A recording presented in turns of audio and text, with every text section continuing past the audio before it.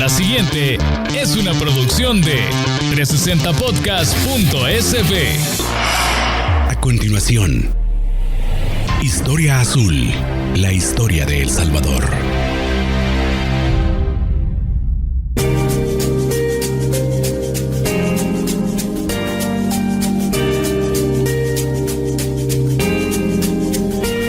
Bienvenidos nuevamente a este episodio de Historia Azul, la historia de El Salvador. Este es el episodio número 13 de la segunda temporada. Historia Azul cuenta la historia de nuestro país de una manera sin filtro, pero también al mismo tiempo apoyada completamente en los hallazgos históricos, dejando en la medida de lo posible por fuera la historia de bronce y tratando de contarle lo que los libros dicen y la información científicamente verificada dice de la historia de nuestro país.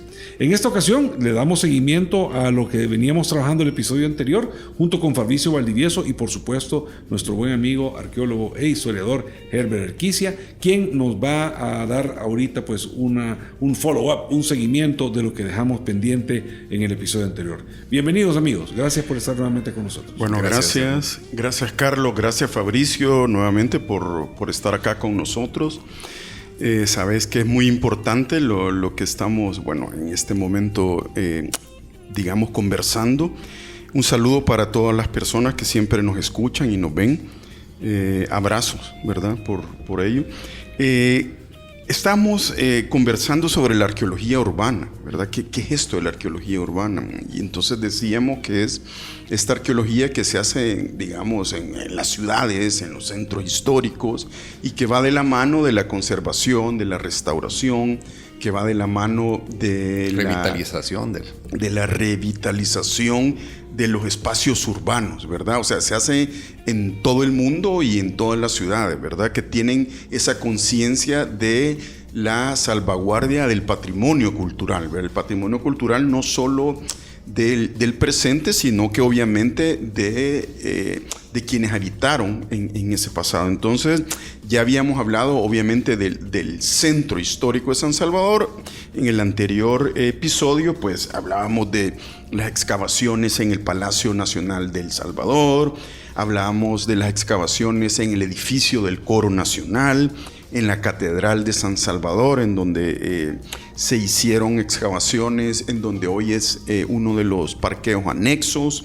También hablábamos sobre los hallazgos de la Plaza Morazán con esta revitalización del centro histórico, en donde se encontraron un mosaico de Carlos Cañas. También hablábamos sobre las excavaciones llevadas a cabo por varios de los colegas arqueólogos en la Plaza Libertad y que han dado algunos hallazgos importantes, ¿verdad? También la primera excavación, así, que dejó rasgos de la ocupación prehispánica en el centro de San Salvador, que la hacía Stanley Box, el norteamericano arqueólogo Stanley Box, en el Club Internacional, a mediados del siglo XX. Y por otra parte, pues Fabricio nos comentaba sobre esos hallazgos, ¿verdad? O sea, en la búsqueda de Matías Delgado y de los hermanos Aguilar en el Rosario, ¿verdad? Hoy mismo me gustaría, por ejemplo, que Fabricio nos pudiera comentar, porque también excavó en otra iglesia allí del centro histórico de San Salvador, que es La Merced, ¿verdad? Entonces me gustaría saber cuál fue el objetivo de esta investigación, o sea, ¿qué se pretendía encontrar o para qué era la investigación que estaba desarrollando, Fabricio? Bueno, muchas gracias, Herbert, muchas gracias, Carlos, por la oportunidad nuevamente de compartir con los oyentes sobre estos interesantes temas poco discutidos, ¿verdad? Y lastimosamente, pero ahora es la oportunidad de que salgan a la luz, ¿verdad? Muchas cosas que se dieron a lo largo de las últimas 2 décadas, ¿verdad? La Iglesia de la Merced, todos saben que ese fue el último recinto de Manuel José Arce, el prócer, primer presidente de Centroamérica, ¿verdad? Él murió el 14 de diciembre de 1849, ¿sí? Y fue enterrado frente también al altar mayor de la referida iglesia. Quiero hacer una corrección. En verdad él murió en 1847. Bueno, siempre en la búsqueda, aquel proyecto de búsqueda de próceres que me encomendaron a mí en aquella época, para que los próceres, para que los restos de ellos fueran movidos y exhumados y movidos al nuevo monumento que se estaba dando en el año 2003. Las señales apuntaban hacia la iglesia La Merced, en el centro de San Salvador. Esa iglesia definitivamente es una iglesia histórica. En un momento se pensaba que ahí fue donde se dio el primer grito de independencia. Hay una estructura que es un campanario que fue restaurado, supuestamente corresponde con el campanario de la primera iglesia. Y lo que estamos viendo ahorita es una iglesia construida en los años 50, ¿verdad? Y modificada en los años 70 y ha tenido muchas alteraciones. Entonces, esta iglesia... El lugar queda, ¿no? El lugar queda. Entonces, ahí nos apuntaban que era el lugar donde estuvo, según las referencias de los periódicos y las referencias documentales de la época, ahí estaba enterrado Manuel José Arce. Fuimos en la búsqueda de él. Fue una experiencia inusual. Participó la escuela militar en aquel momento. Nunca había estado yo en una excavación o una exhumación, digámoslo. Era la dirección de una exhumación. Eso se tornó en un estudio arqueológico para nosotros, pero una exhumación para quienes creían que se movieran los restos, ¿verdad? Un estudio arqueológico, ¿por qué? Porque teníamos que documentar un patrón de enterramiento de la época hacia una persona ilustre de aquel momento. Entonces, la escuela militar... Y de para algunos, ¿verdad? Sí, y de este, güey. Entonces, la escuela militar realizó una valla de honor. Estuvieron al contorno de nuestra excavación, ¿verdad? Participamos 3 personas. O sea, todo un ritual, Fabricio. Todo un ritual. En aquel momento estaba Mario Romero, que era un paleontólogo. Se encontraba también Alejandra González, arquitecta, y mi persona, ¿verdad? Como director de la exhumación. Resulta que la exhumación de Manuel José Arce era la segunda vez que se hacía. Efectivamente estaban los restos ahí. Los encontramos a un estuvo en un principio, hasta 1978, estuvo frente al altar mayor de una iglesia, de la iglesia que estuvo, bueno, de esta misma, pero fueron removidos los restos, ¿verdad? Y pasados a un costado, a la capilla cívica, le llamaban ellos en aquel momento. Entonces, las personas, hubieron varios testigos en aquella época de la primera exhumación de los restos. Nunca se documentó qué fue lo que encontraron, de qué manera lo encontraron, pero esta segunda vez, lastimosamente, los restos habían sido colocados en una bóveda en donde había una fuga de agua, y esto permitió que se pudrieran lo que era el uniforme, aunque se rescataron parte del uniforme del prócer, ¿verdad? Logramos distinguir y rescatar lo que era una falange, por ejemplo, restos de algunos huesos largos, pero la mayoría pulverizados. Y logramos rescatar partes de las copanas del uniforme, botones, partes del calzado, ¿verdad? Que ahorita están en el Museo Nacional. Y algunos restos de los huesos están también ahí para pruebas de ADN en un futuro. Y bueno, fueron depositados en un pequeño ataúd. Yo creo que mandado a hacer para el momento, y colocados en el monumento. Pero sí, interesante. El monumento que es la explanada ahora en el Zapote. En el Zapote, en el Complejo Cultural San Jacinto, pero no están abajo, sino que están adentro. Parece que están como adentro del monumento. Sí, el monumento. Están adentro, y hay una plaquita que dice, como una cápsula, hay una plaquita que dice que ahí yacen los restos. O solo dice Manuel. Pero cuando pasen a ver, acuérdense de esta historia, ¿verdad? Que fueron exhumados y sí se sacaron algunas cosas, no tantas. Pero ahí están. ¿Y esa vez te acompañaron familiares de Manuel José Arce o no estuvo? No, estuvieron solamente las autoridades. No se le dio divulgación periódica ni mediática ni nada no sé, fueron cosas de aquel momento, ¿verdad? Solamente estaba la escuela militar, autoridades del Estado Mayor, delegados del Ministerio, más bien del Consejo Nacional para la Cultura y el Arte, y mi persona, junto con las demás personas. Pero sí... ¿Cuánto tiempo tomó desde que se...? Toda una mañana. Toda una mañana. Sí, toda una mañana. No es un proceso tan extenso, entonces. No fue un proceso porque, bueno, lo que te lleva... Nosotros creímos que iba a durar más, ¿verdad? Pero como nos dimos cuenta que se trataba de la segunda exhumación, quitaron la lápida. Bajo la lápida estaba una recámara inundada por agua. Había agua y ahí estaban flotando los restos. Donde había un ataúd ya se había colapsado. Entonces el ataúd era de los años 70 de todos modos, porque ya los habían colocado en un nuevo ataúd. Sin embargo, logramos saludar al prócer, ¿verdad? Sí, no, de imagínate, alguna manera, digamos. La historia de Manuel José Arce, pues lo platicamos ya en los últimos episodios de la primera temporada y en los primeros de esta, ¿verdad? Sí, claro. Cuando hablábamos de que Manuel José Arce libró guerras contra otros salvadoreños en la época de la federación, había que quedarse, mantenerla unificada a toda costa. Sí. Pero hay cosas que uno no sabe. Sí. Bueno, y se plagó de enemigos también, ¿verdad? Por varias partes. Y él prácticamente murió en el barrio Santa Anita, en una casa que ya no existe. Y parece que en la pobreza también, ¿verdad? Olvidado. Así es. Ellos hizo la referencia de que había muerto cuando ya todo el país andaba en otra línea, ¿verdad?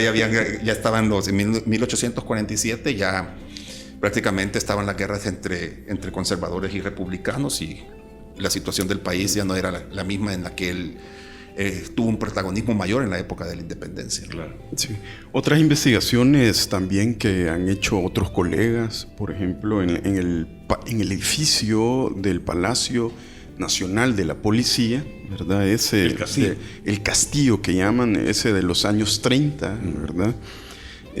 Ahí se han hecho 2 investigaciones arqueológicas, una por Roberto Gallardo y otra por Fabio Amador, en las cuales pues han encontrado cosas interesantes también dentro de los rellenos, en algunos casos, cerámica, porcelana, ese tipo de cosas. Pero creo que uno de los hallazgos más interesantes en el Palacio de la Policía es que en algún momento, ¿te acordás, Fabricio? Tenía murales, ¿verdad? Murales, cierto. Cada uno, por lo menos los cuartos principales de la policía, o sea, sí, al interior, ¿verdad? Pero lo pintaron, entonces, haciendo las calas de prueba en las paredes, ¿verdad? Para pintar, pues se encontraron estos murales que son muy interesantes. Y las calas de prueba también decían el color auténtico del edificio, ¿verdad? Exacto, ¿Recordás? exacto. No sé si recordás también que... ¿Qué color era? ¿Te recuerdas esa parte? Es que lo que yo recuerdo, porque tenían murales, entonces de diferentes colores, ¿verdad? Sí, tenía varios colores, pero recuerdo que ahí ya no entrábamos nosotros, ya era cuestión de los arquitectos que iban a restaurar el edificio, ¿verdad? Y poner eso. Lo que sí te puedo decir, y recuerdo muy bien, no sé si tú lo recordás, es que al tocar el suelo, esa es la parte que nos compete a nosotros, ¿verdad? Eso fue cuando estaba Fabio Amador. Sí. Se encontraron huesos. Que en un primer momento, esto es lo delicado de la arqueología, en un primer momento no se sabía de qué eran esos huesos, ¿verdad? Entonces salió en el periódico que habían encontrado huesos, y te imaginas, supuestamente en los años 80 ahí tuvieron demasiadas personas detenidas y algunas desaparecidas. Entonces en las afueras del Palacio de la Policía había mucha gente esperando por sus parientes. Si eran noticias que esos huesos pertenecían a alguien, salió a luz otra vez lo que eran las torturas y todo eso de las épocas de guerra, ¿verdad? Y bueno, al final se reconoció que eran huesos de ganado. ¿Qué hacía hueso de ganado ahí? Pues antes de la construcción, finalmente se reconoció eso. ¿Qué hacían huesos de ganado ahí? Pues antes de la construcción de ese palacio, pues era una hacienda, pues esos eran los límites de la ciudad, ¿verdad? Ahí no había nada y no pertenecían a ningún ser humano. Sí, pero sí, eso te trae a la memoria cuán delicado es esto, ¿verdad? De la arqueología urbana, ¿verdad? Bueno, la arqueología urbana puede ser cualquier arqueología. Pueden levantar la piedra que no es. Sí, literalmente. Exacto. Sí. Y ya no la puedes volver a poner. No, una palabra mal puesta o un dato mal hecho o una mala praxis dentro de la arqueología. Olvídate. Una irresponsabilidad de esas puede llevar a guerras civiles, puede llevar. Sí, a consecuencias graves, ¿verdad? Sí. Hay otras también excavaciones que creo mencionar que me parecen que son importantes dentro del Centro Histórico de San Salvador. Una es, también se hizo en la iglesia San Esteban, la cual está al final de la calle de la Amargura, ¿verdad? O sea, al lado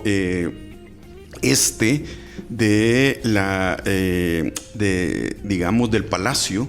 Del Palacio de la Policía, ¿verdad?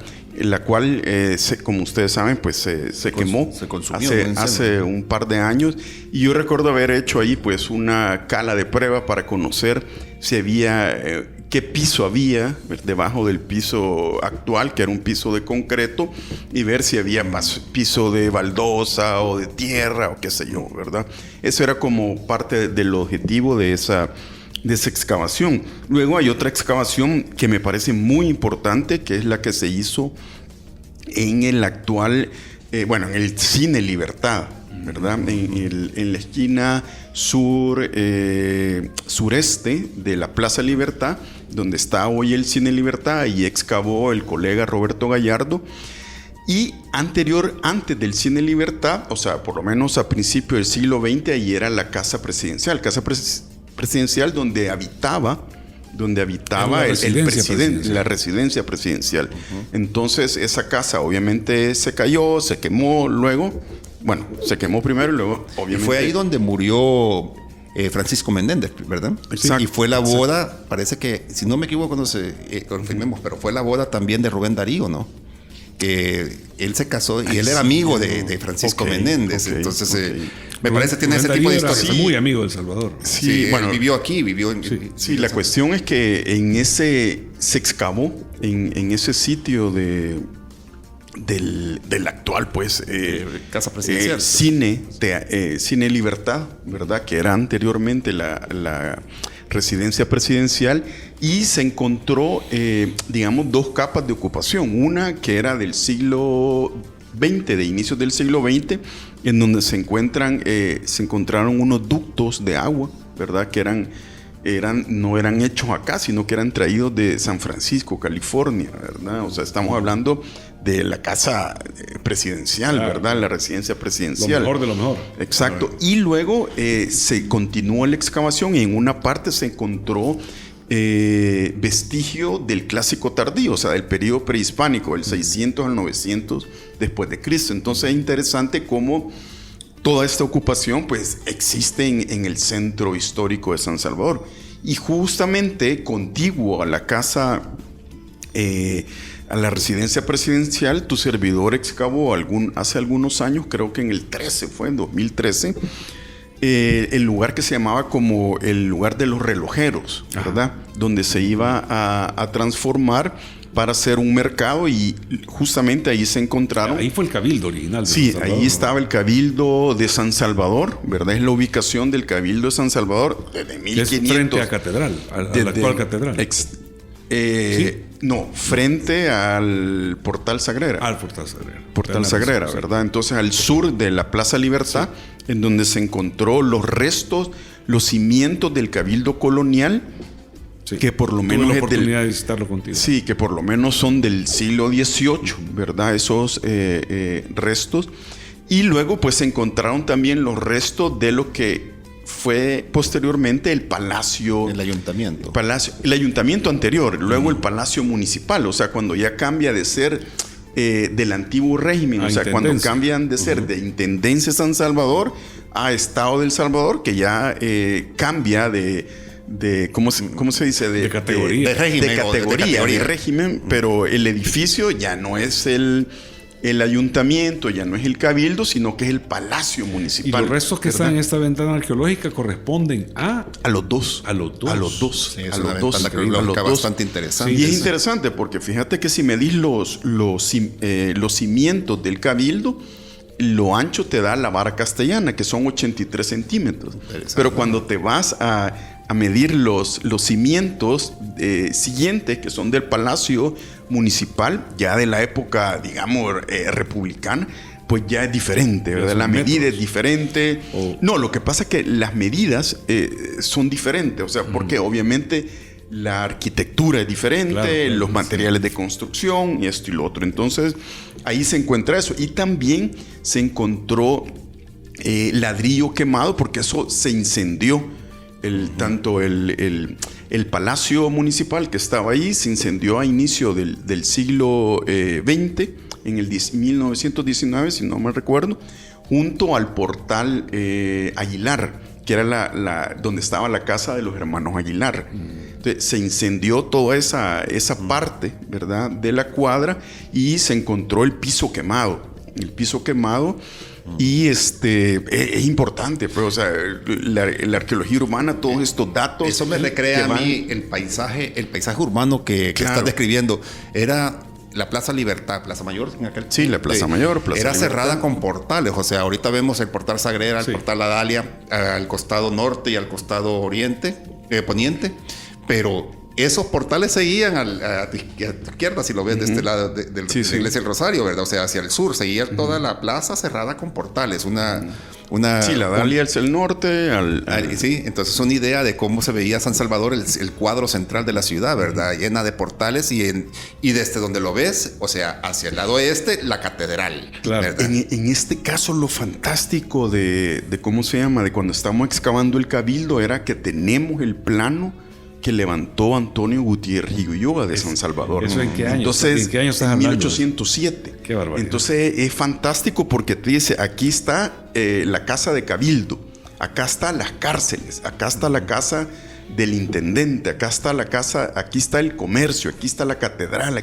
Entonces es fantástico porque decir, bueno, no hay donde equivocarse, es simplemente encontrar los cimientos, ¿verdad? Y ahí poner la excavación. Es lo que te digo. Casi. Entonces, Me van desalojando que tenemos que sacar la Vaya, y a nosotros nos van a desalojar primero, ¿verdad? Y con eso, digamos, son creo que son dos investigaciones importantes, la que hacía Roberto Gallardo en Casa Presidencial o en Residencia Presidencial, y luego la de los relojeros, ¿verdad? Que ahí está y que es importante porque nos habla pues de ese San Salvador que, como ya lo hemos dicho en este programa, ¿qué es lo colonial que podemos ver de la ciudad de San Salvador? Es el trazo. Así es. O sea, el trazo del cuadro central. O sea, aquella cuadrícula, ¿verdad? Española. Los edificios ya no, ¿verdad? A menos que te vayas a golpe de terremoto e incendio. de ya incendio Y la construcción, demás, ensayo-horror, todo que siempre se da, exacto. ¿verdad?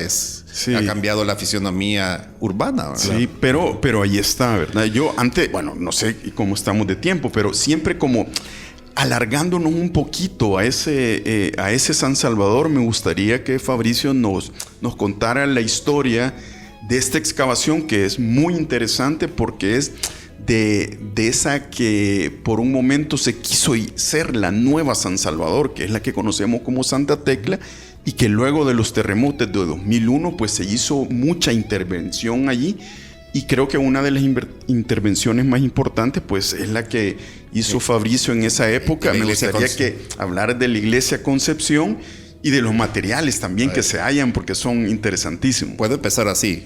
La Iglesia Concepción fue destinada a ser la nueva catedral. La nueva catedral de San Salvador después del terremoto del 16 de abril de 1854. Se muda a la ciudad, ¿verdad? Al Valle de Santa Tecla, ¿verdad? Bueno, quien funda esta nueva catedral fue el segundo obispo de San Salvador, Tomás Pineda y Saldaña, aquel obispo famoso que estuvo en la época de Gerardo Barrios. Gran amigo de Gerardo Barrios. Bueno, hay las confrontaciones ahí, ¿verdad? Con él. Y él funda la catedral. En ese año de 1854-55 fue terminándose la catedral, y esa catedral estuvo en pie hasta el año 2001, año en que se dan los terremotos, otra vez nuevamente. Una moraleja de aquí: un terremoto hace que la catedral se edifique, y un terremoto la destruye, ¿verdad? O sea, nace y muere con los terremotos. Se cayó también la iglesia de San Esteban. Sí, la iglesia... Pero yo recuerdo porque parte de mi familia es de Santa Tecla, y ahí se casaron mis padres. Pues ahí también. Se fueron, y varias casas históricas y residencias históricas fueron dañadas por los terremotos del 2001, ¿verdad?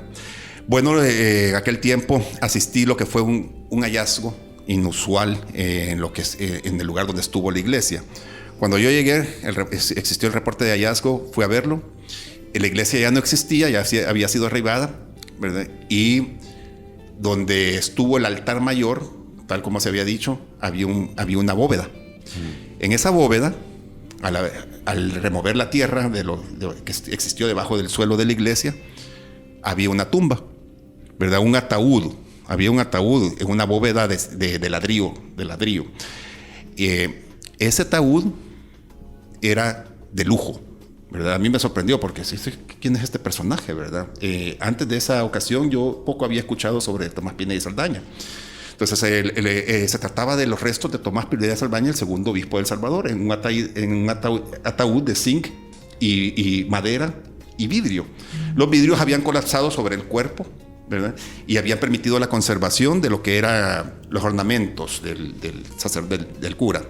Eran ornamentos que tenían todavía tejidos dorados y algunos arreglos de flores, ¿verdad? En tela. Había calzado, habían huesos, ¿verdad? Bastantes huesos largos de costillas o huesos de fémur. Sí, existían. Y había bastante buena conservación, la cual se declaró sitio arqueológico por el momento, un rescate arqueológico, ¿verdad? ¿Por qué rescate arqueológico? Podría haber sido exhumación. Exhumación es más a la ligera, es algo que saquémoslo, ¿verdad? Y pasémoslo. No, hubo un registro de todo lo que apareció y ha salido en varias publicaciones, tanto del gobierno como en el extranjero, ¿verdad? De ese hallazgo. Entonces, movimos el hallazgo y todo, ¿verdad? Todos los materiales fueron entregados al arzobispado de aquel momento, a Sáenz Lacalle. Sí, y fueron pasados a catedral los restos estos, mientras también se hacía la nueva construcción de la iglesia Inmaculada Concepción en Santa Tecla. Al mover estos restos y movimos el ataúd, fue también dibujado para conocer la forma real, y sí, se trataba de un ataúd de vidrio. Interesante, fíjate, que cuando movimos el ataúd y a un costado de los restos del ataúd había una botella de vino pegada con argamasa. Entonces, ¿eso qué era? O sea, el vino, ya no existía el vino, por supuesto, pero estaba la botella. Y esto era como una especie de ofrenda para el más allá que se le pudo haber dado al cura. Podemos saber un poco de la vida personal, un poquito quizás de lo que... Ya sabemos que le gustaba el vino. Sabemos que le gustaba el vino. De consagrar, ¿verdad? Sí, porque tenía una botella pegada, la tuvimos que despegar, o sea, ¿verdad? Porque el tractor le iba a pasar encima a todo eso. Qué barbaridad. ¿Verdad?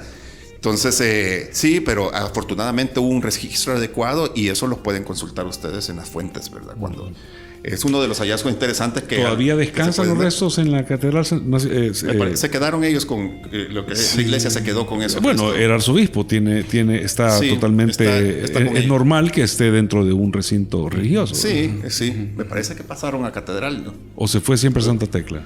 No regresó, creo que no están ya en Creo que lo pasaron a catedral, ahí donde están los otros arzobispos de San Salvador. Increíble. Pero buenísimo. La placa sí está en la iglesia. Quedó en la iglesia. Justamente, pues recientemente le tomé una fotografía. Ah, qué bien. Porque, pues sí, este obispo de extremadamente... Es muy interesante, muy interesante. El ataúd tenía el candado, todavía hay que recuerdo. Estaba cerrado con el candado. Y no te acordás que, o sea... Por si se quería salir. Por si se quería salir, le dejaron con candado. Para que no, y también yo recuerdo, Fabricio, porque tengo tan presente de esa excavación, porque me impresionó también porque tenía todo la indumentaria. Sí. ¿Te recordás? Todo de la indumentaria. Era como decía Fabricio, una especie de cajón de vidrio. Era ¿verdad? de vidrio. Era súper raro. Vidrios largos, estaba también a los costados, o sea, como que dice en su funeral, tuvo que haber sido expuesto a todas las personas, ¿verdad? Y ha de haber sido un funeral bastante suntuoso y elegante. Bueno, acuérdate que de la tercera década del siglo XIX, las familias con mayores posibilidades económicas se movieron a Santa Tecla como casa de campo, y poco a poco fueron asentándose ahí conforme se volvía más complicado el tema. Mencioné cuando murió, cuando fue enterrado, ¿no? 1875. Sí. Entonces, en esa época Santa Tecla ya había avanzado. Santa Tecla era bastante conservadora, digámoslo así, y tenía pues una buena comunicación con especialmente este obispo, ¿verdad? Sí, había bastante... también era recordado, ¿verdad? Porque era de los obispos que estuvo en las revueltas entre conservadores y liberales, ¿verdad? De aquel momento. Entonces, sí, tenía que ver con toda esa parte, con todo ese movimiento, ¿verdad? También de hacer un Estado laico, claro. ¿verdad? Entonces ahí era el conflicto. Era ¿verdad? El conflicto con Gerardo Barrios. A mí lo interesante es que en los episodios de los trenes hablamos muchísimo del tema de conservadores y liberales. Perdona que te haya interrumpido. No, pero es, por ejemplo, tu servidor haciendo una investigación en Izalco, yo creo que ya lo he comentado, una de las cofradías de Izalco... me dice el principal de esta cofradía que le debe mucho a Tomás Pineda y Saldaña, porque él le dio el libro, le dio el libro de la cofradía, ¿verdad? Que todavía existe ese libro y en el cual pues tiene la firma y todo de él, ¿verdad?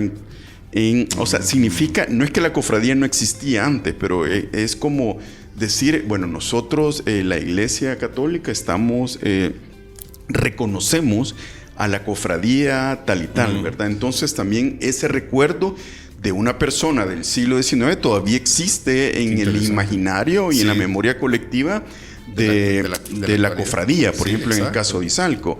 Y por ejemplo, bueno, yo cuando te decía, mira, recordarnos los materiales que habían allí, es que eso fue en la iglesia, pero yo recuerdo que nos tocaba ir por todo Santa Tecla, andar recolectando los materiales. O sea, habían esta famosa botella de Grés, que son una botella lindísima, pero es donde venía la cerveza. Eran de cerveza. Pero era una gran cantidad de... Y de vino. O sea, la también, gente... ¿verdad? Pues tú sabes que la gente, la venta de licores aumenta en los momentos de crisis, ¿verdad? Entonces, en aquellos momentos había muchas crisis, ¿verdad? El país era bien... Guerra tras guerra tras guerra. Guerra tras guerra con los guatemaltecos, o sea, era bien inestable el país. La región entera. La región entera era bastante inestable, pero también mucho de este licor era importado, ¿no? Entonces la clase pudiente que estaba en Santa Tecla, nosotros fuimos a ver muchas de estas casas y algunos aparecían lo que son los basureros republicanos, digamos, donde estaban las casas, y ahí estaba esta basura, ¿verdad? Que del siglo XIX, que permite hacerte una idea de toda la porcelana, materiales que ellos ocupaban, y todas las cantidades. Se sacó un inventario de botellas, de la gran cantidad de botellas, que nos permite hacer una catalogación entre lo que aparece aquí, lo que aparece en Santana, lo que aparece en otras ciudades de El Salvador, y saber deducir cada momento, ¿verdad? Como lo hace la cerámica prehispánica. Y en ¿verdad? el caso de Santa Tecla, pues era muy importante. O sea, estás hablando de porcelana inglesa que tienen la marca todavía. Los sellos, la marca. Copeland and Garrett, ¿verdad? Sí. Y entonces lo interesante es que todo eso está, hay tipología. Y hay grandes, sendos estudios sobre... Esas casas todavía hoy en día, guardan imágenes de todas sus piezas. Entonces ahí ves, ¿verdad? Digamos, este tipo de información. De información que hay, y que la podés comparar con lo que estaba viviendo Santa Tecla, San Salvador también. Y la articularse incluso hasta los barcos hundidos del siglo XIX, también, ¿verdad? También, donde hay botellas más completas y lo que importaban, a qué familias iban, a qué ciudades importantes iban. Las iglesias y las casas antiguas son una fuente invaluable de información para la arqueología, ¿verdad? Sobre de lo que es la vida cotidiana. Yo creo que al final, en estas 2 temporadas, más claro que el hecho de que la historia no podemos verla solo desde un lado, sino que así como podemos hablar de lo importante que fue Tomás Pineda y Saldaña para una cofradía tan históricamente tradicional como la de Izalco, ¿verdad? Sí, una de las cofradías. Por eso una de las cofradías. Sí. Tan importantes como la de Izalco. También podemos ver al mismo personaje Tomás Pineda y Saldaña desde el lado de Gerardo Barrios y desde el lado de todo el movimiento liberal. Así es. ¿Verdad? Entonces creo que es importante entender que la historia que nos han contado históricamente solamente es un lado de la historia, es una versión ínfima, porque no podemos tratar de entender un evento solo desde una óptica. Claro. ¿Verdad? Dejamos por fuera un montón de información que no solamente justifica acciones de los personajes que son líderes a lo largo de la historia, sino que también nos enseñan cómo pensaba la gente en ese momento. Así es. Cuáles eran las cosas valiosas para las personas. Y sin eso realmente no tenemos un buen entendimiento de lo que hemos vivido, ¿verdad? Y de lo que ha hecho la historia de nuestro país.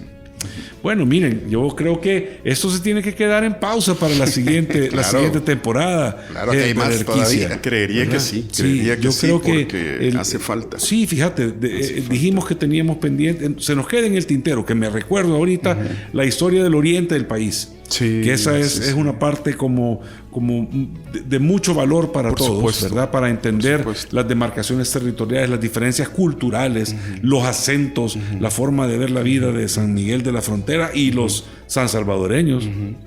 Se nos queda la historia de Gerardo Barrios, se nos quedan la historia de otros tantos personajes, la historia de Manuel José Arce, que ya lo platicamos, ¿verdad? O sea, lo conocemos todos en el contexto de ser el primer presidente de la federación, pero ¿qué batallas libró? ¿Verdad? ¿Qué conflictos tuvo que enfrentar? ¿Por qué se peleaba él con otros salvadoreños? ¿Verdad? ¿Qué eran las facciones? Todo eso es importante entenderlo, porque sin eso no tenemos una verdadera comprensión. Cada quien escogerá después de conocer todos los lados de la historia el que más le gusta o con el que se quiere quedar, pero no puedes quedarte con el único que te contaron. No es bueno casarse solo con una parte de la versión. Así es. Así es. Buenísimo. Hey, Fabricio Valdivieso, te agradezco infinitamente tu tiempo. No, gracias a ti por la invitación. Y obviamente el amor por la historia, que es lo que nos une a todos para poder producir este podcast. Herbert, ¿verdad? Gracias por estas 2 temporadas. Y como siempre, vamos a terminar, a cerrar este episodio con una frase que nos evoca a darle más pensamiento a las cosas importantes de la vida. Ok, esta es una frase de Aimé Césaire que dice: el camino más corto hacia el futuro es aquel que pasa por el conocimiento más profundo del pasado. Exactamente. Está bien, está bien. Así es. Está bien, está bien. ¿Cómo no se me ocurrió a mí esa frase?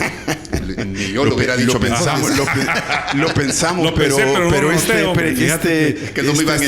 Lástima que lo anoté y lo dejé por ahí y lo vieron. Pero así es. O sea, nunca lo iban a comprar. Qué mejor cerrar con eso, ¿verdad? No, excelente. Bueno, muchísimas gracias, especialmente a todos y cada uno de quienes nos escuchan en las diferentes plataformas, quienes nos escuchan en Spotify, en iTunes, en Google Podcast, quienes también nos sintonizan en YouTube y comparten este programa y lo disfrutan. Les pedimos eso, que lo descarguen y que lo compartan con otros salvadoreños esparcidos por el mundo para que podamos todos tener una mejor aproximación a nuestra historia.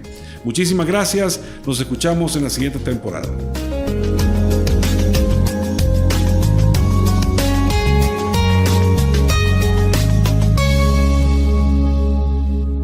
Esta fue una producción de 360podcast.sb.